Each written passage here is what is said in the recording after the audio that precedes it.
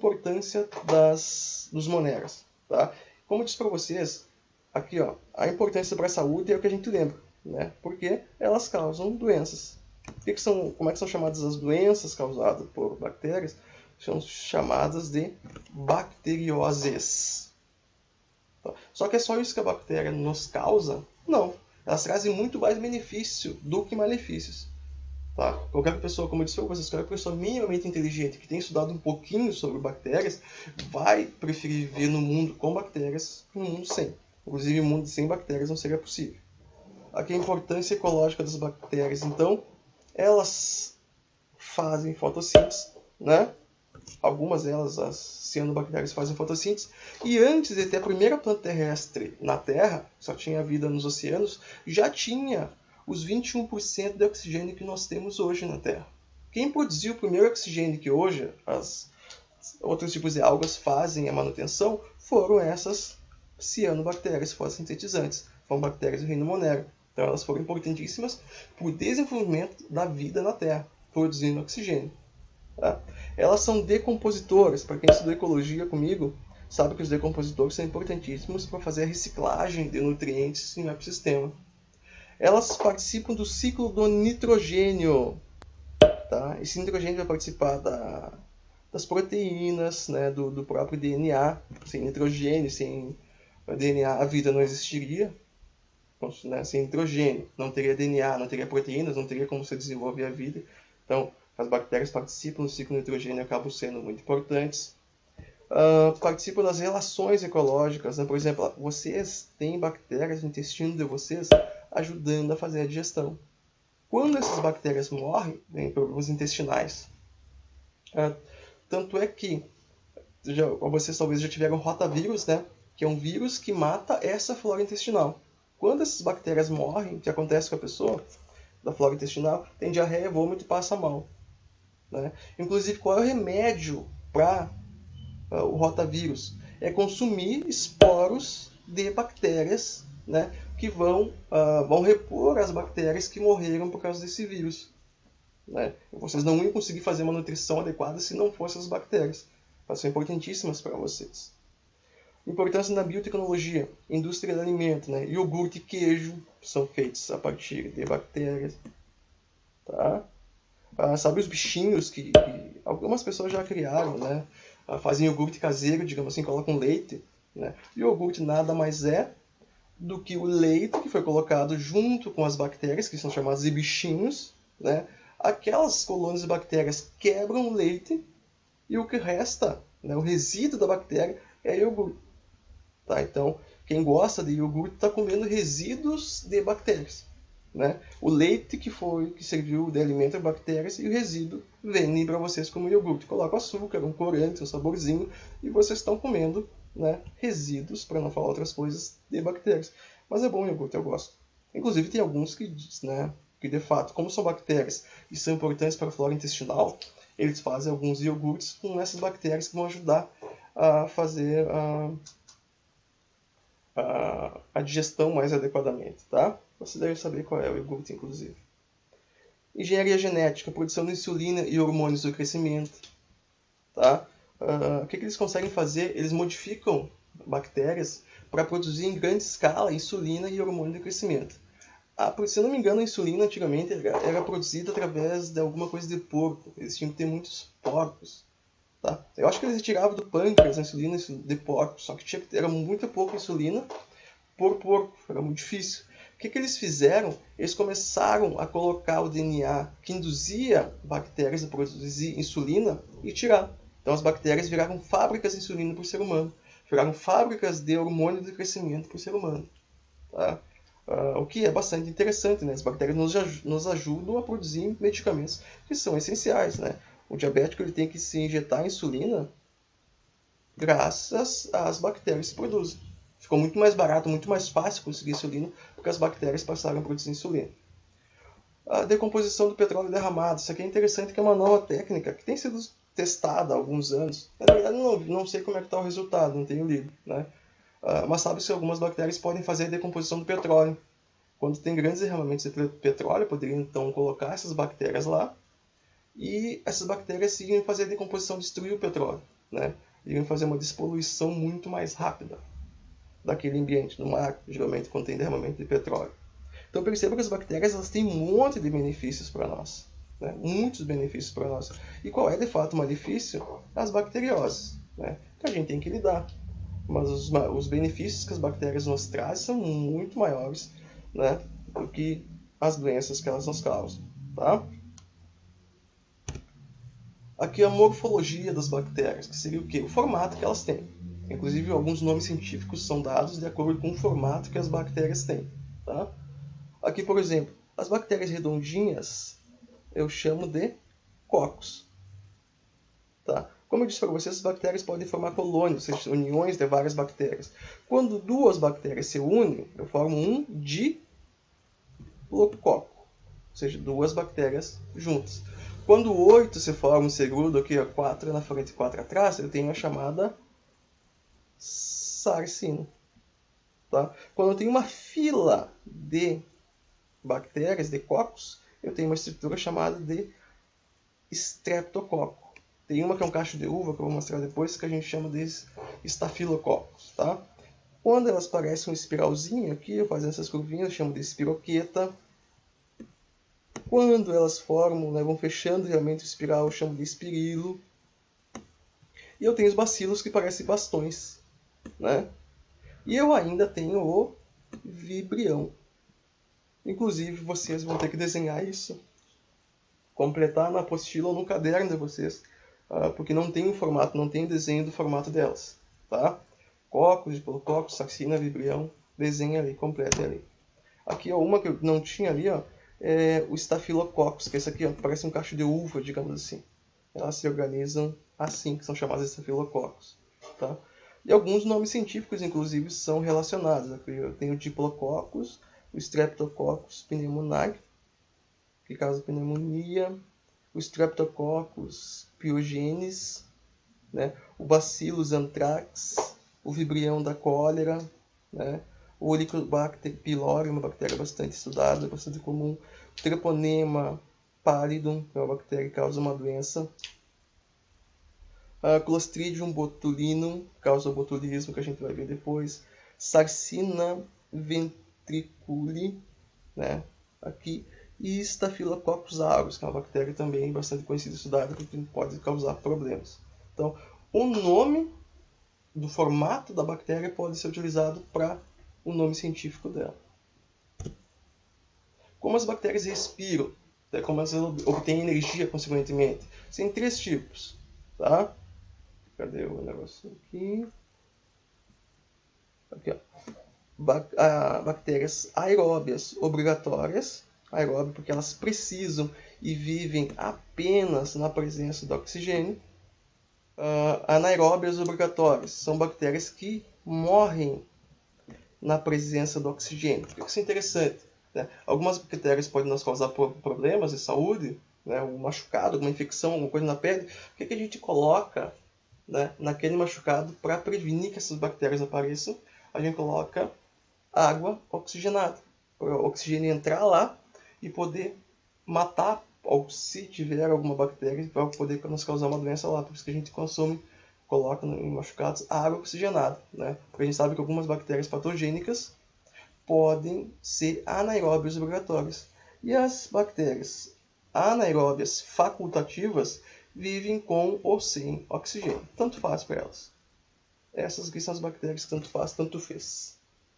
Tá? A nutrição das bactérias, como as bactérias se alimentam. Eu tenho as bactérias autotróficas, né, que a gente já discutiu bastante, vocês precisam saber, isso é o mínimo que precisa saber em biologia. E as bactérias heterotróficas. Bactérias autotróficas, auto, né, que faz sozinho, e tróficos, da alimentação, que se alimentam sozinho. Quais são os 2 tipos? A fotossíntese, que inicia o processo na presença da luz, e a quimiossíntese, que inicia o processo com alguma reação química que tem no ambiente. Tá? Algumas bactérias que vivem no fundo do oceano conseguem pegar o lodo que tem lá e iniciar o processo da produção da nutrição delas, né? E a fotossíntese é o processo mais comum, as plantas fazem também, né? E algumas bactérias autotróficas fazem isso. E os indivíduos heterotróficos, ou seja, se alimentam de outros indivíduos. Tá? Algumas delas podem ser parasitas, que vocês sabem que parasitas são aqueles que causam doenças. Numericamente são menores, são bem poucos que fazem isso. Os decompositores são importantíssimos ecologicamente, a gente já falou. Ou podem ser simbiontes ou mutualistas. Tá? Que significa o quê? Que eles se associam a outros seres vivos para ter algum tipo de benefício. Tá? São os tipos de nutrição que as bactérias poderiam ter. Como as bactérias se reproduzem ou recombinam, fazem recombinação gênica, né, para gerar uma certa variabilidade genética. A reprodução comum das bactérias, né, que é a divisão binária, ou cisciparidade, ela é simplesmente uma bactéria pega, está se sentindo sozinha, digamos assim, e se duplica, né, duplica todo o material que ela tem internamente e se divide e forma duas. Ou seja, tem uma célula mãe, essa célula mãe vai gerar duas células idênticas. Tá?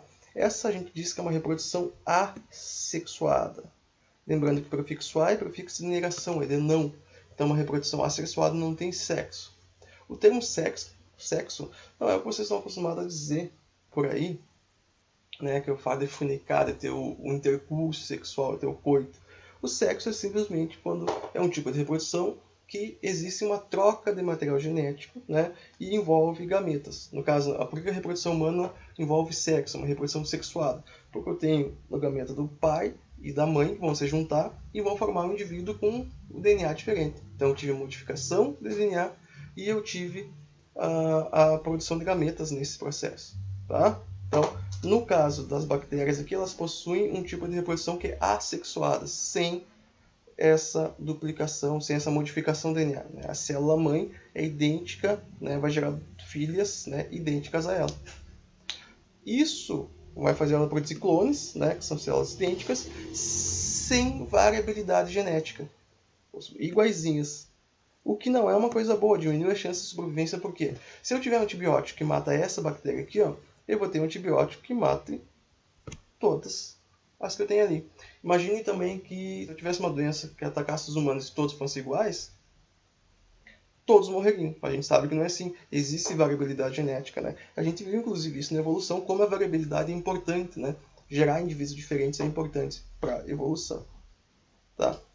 Essa reprodução, né, assexuada, ela vai se tornar um problema justamente por isso, por não gerar descendentes diferentes. Mas as bactérias deram um jeito para formar bactérias diferentes, para mudar o DNA e consequentemente ficar mais resistentes. Tá? O que ela fez? A gente vai ver depois ali. Aqui, vamos ver. Esse videozinho aqui, ó, ele mostra como as bactérias se duplicam rapidamente e de poucas bactérias podem virar milhares e causar problemas, né? Aqui eu tenho, elas vão sempre se duplicando em pouco tempo, de 2, 4 bactérias, eu tenho muitas bactérias. Aqui eu tenho as bactérias, uma fotomicrografia mostrando as bactérias se dividindo. Aqui, ó, né? Era uma bactéria, agora eu tenho duas exatamente iguais. As bactérias, elas têm esse tipo de reprodução assexuada, né? E quando eu fui pesquisar a reprodução das bactérias, eu achei um site um site não muito confiável, né?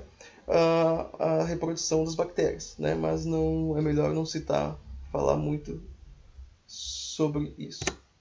Aqui, as bactérias, elas têm um jeito de recombinar o DNA delas para gerar mudança de DNA e possibilitar que elas fiquem ou se tornem resistentes, né? O que facilita a evolução delas. E elas são muito boas nisso, como eu disse para vocês, elas são os seres vivos que há mais tempo estão na Terra, né? De tão eficientes que elas têm nisso, são nesse processo.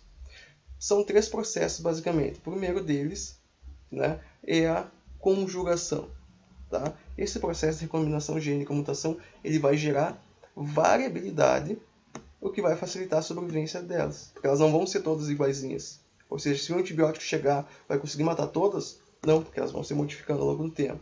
Esse primeiro processo de recombinação é a conjugação, tá? Que é o que aparece nessa imagem, que é a bactéria, conheceu o bactério, né? Fizeram coisinha e passaram, né, material genético de um para o outro.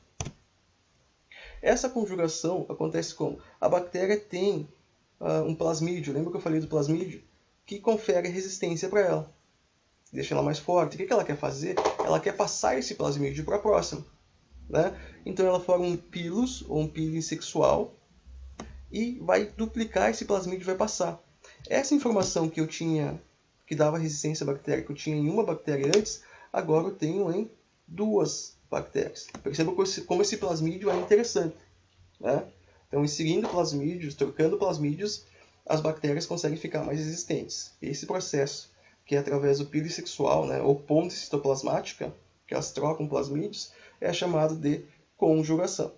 Tá? A transdução é um tipo de recombinação gênica em que vai ocorrer a transferência de DNAs, de genes, de bactéria para outra através de vírus. Né? A gente viu, vocês viram lá quando estudaram os vírus, espero que tenham visto, né? Eu pedi para vocês verem, né? Do ciclo lisogênico, que o vírus, né? Ele entra numa bactéria, coloca o DNA dele, né? Esse DNA vai ser incorporado. Quando ele pode matar, o vírus pode matar a célula, mas às vezes o DNA do vírus ele fica, né, fica incorporado na célula. E essa informação pode ser interessante para a célula bacteriana. Né? Então, em vez de matar a célula, o vírus está ajudando a passar informação genética de uma célula bacteriana para outra. Ele vai acabar sendo um transportador. Né? Inclusive, essa técnica de usar vírus para transportar informação genética de um indivíduo para outro, o ser humano está usando também. Né? É bem interessante isso aqui. Mas isso é outra coisa. Não vamos entrar em detalhes. Esse processo, então, que o vírus passa a informação genética de uma célula, uma bactéria para outra, chamado de transdução. E o processo chamado de transformação, tá? Que uma bactéria incorpora fragmentos de DNA de outras bactérias mortas. As bactérias morrem, fica um monte de pedacinho de DNA lá espalhado no meio que as bactérias estão. As bactérias começam a incorporar os pedaços de DNA que são interessantes para ela, o que vai deixar ela mais forte ainda. Esse processo chama-se transformação. Então, como a bactéria consegue gerar variabilidade, se modificar, né, através da conjugação, através da transdução e através da transformação. O DNA dela vai mudando e ela vai ficando cada vez mais forte. Né, e vai tendo e tem o sucesso que ela tem até hoje, evolutivo, né, estando aí viva há milhões de anos. Bilhões de anos, na verdade. A bactéria também ela tem uma forma que ela de resistência, tá? Que é a chamada de esporulação bacteriana, que nada mais é que a formação de esporos, ou esporogênese. Tá? O que ocorre aqui? Ó? Algumas bactérias, quando percebem que as condições não são ideais para elas, ao invés de elas morrerem, desistirem da vida, digamos assim, elas viram esporos. Ou seja, elas diminuem, elas encolhem, acabam com todo o processo aqui. Ó. Eu tenho uma bactéria aqui. Né? Ela percebeu, ficou frio demais, eu tenho oxigênio, eu tenho uma coisa que eu não gosto. Ela diminui todo o processo vital nela e vira um esporo. Né? Ela parou tudo o que ela tinha para fazer. E essa estrutura resistente fica ali. Ó. Quando as condições voltam a ser ideais para ela, esse esporo volta a ser uma bactéria normal. Quando as condições não são ideais, a bactéria volta a ser esporo. Então, isso é um tipo de resistência que a bactéria tem. Quem é que consegue fazer isso? A bactéria causa o tétano, Clostridium tetani. Aí a bactéria causa o botulismo. Tá? As condições não estão ideais, ela vira esporo. E quando as condições voltam ideais, ela volta a ser normal. Teoria da endossimbiose. Tá? Essa é uma teoria bastante interessante. Tá? Ela foi desenvolvida, essa teoria, por uma cientista, Aline Margulis, em 1981. O que essa teoria da endossimbiose diz? Ó, endo vem de dentro, né? E simbiose de viver junto. Tá? Diz que as mitocôndrias e cloroplastos, você sabe que mitocôndrias e cloroplastos são organelas celulares, sugere que elas tenham penetrado dentro das células hospedeiras. Ou seja, aqui, por exemplo, eu tenho digamos que é uma bactéria, tá? Uma célula, ela vai comer essa bactéria aqui, outra bactéria, alguma coisa do tipo, né? Ela vai comer Só que ao se alimentar dela, ela percebeu que viver junto com ela seria muito mais interessante. E elas passaram a viver junto. Né? Isso poderia acontecer com o cloroplasto também, né? O cloroplasto era um tipo de bactéria isolada lá, que foi englobada, que serviu de alimento para uma célula. Essa célula fez o quê? Ao invés de comer, ela percebeu, mais fácil eu viver com esse cloroplasto aqui, ele fazer fotossíntese para mim, e vai ser muito mais prático, né? E assim o cloroplasto e a mitocôndria, né, passaram a viver junto com a célula hospedeira delas. Tá? Como que eu sei? São duas grandes razões que me levam a crer que mitocôndrias que vocês possuem, cloroplastos que as plantas possuem, né, a planta também possui mitocôndria, eram células que um dia entraram dentro de outra célula. Porque a mitocôndria, isso é importante, e o cloroplasto possui DNA e RNA próprio. Tá? Eu consigo detectar e fazer exame de DNA só da mitocôndria ou só do cloroplasto. E a estrutura da mitocôndria e o DNA, aliás, a estrutura da mitocôndria sugere que ela tenha sido uma célula. É muito parecida com uma célula procariota. Então são as duas coisas que sugerem que esse processo de endossimbiose, que é aceito cientificamente hoje, ocorreu. Né? São então as duas organelas que sofreram endossimbiose, ou seja, eram células, né, isoladas que entraram e começaram a viver junto com outras. Né? As mitocôndrias que fazem a respiração, você sabe, e os cloroplastos que fazem a fotossíntese, né, nos indivíduos autotróficos. Tá? Aqui eu tenho uma listinha, né, vocês estão vendo por aqui, de tudo que vocês precisam saber basicamente das bactérias. Né? Depois eu vou fazer uma aula para vocês também sobre as doenças bacterianas, bacterioses, que são muito importantes. Tá? Com esse negócio do Covid, aí eu aposto que eles vão apostar bastante em doenças, né? Ou não sei o que passa na cabeça agora da banca do Enem, né? Mas doenças caem bastante, as bacterioses são uma das coisas que caem. Eu vou gravar vídeos para vocês depois. Se vocês souberem tudo que está aqui nesse sisteminha, vocês estão indo muito bem sobre bactérias. Né? Eu espero que vocês saibam. Eu vou passar algumas atividades para vocês vão fazer, vão treinar para lembrar do reino Monera, que é um reino bastante interessante. Tá? Dúvidas, entrem em contato comigo. Correto? Um grande abraço para vocês e até a próxima. Lembrem, evitem aglomerações. Né? Sei que vocês estão loucos para ficar no meio de uma aglomeraçãozinha ali, ó, mas evitem por enquanto, por gentileza. Eu quero voltar a dar aula para vocês. Tá? Grande abraço e até breve.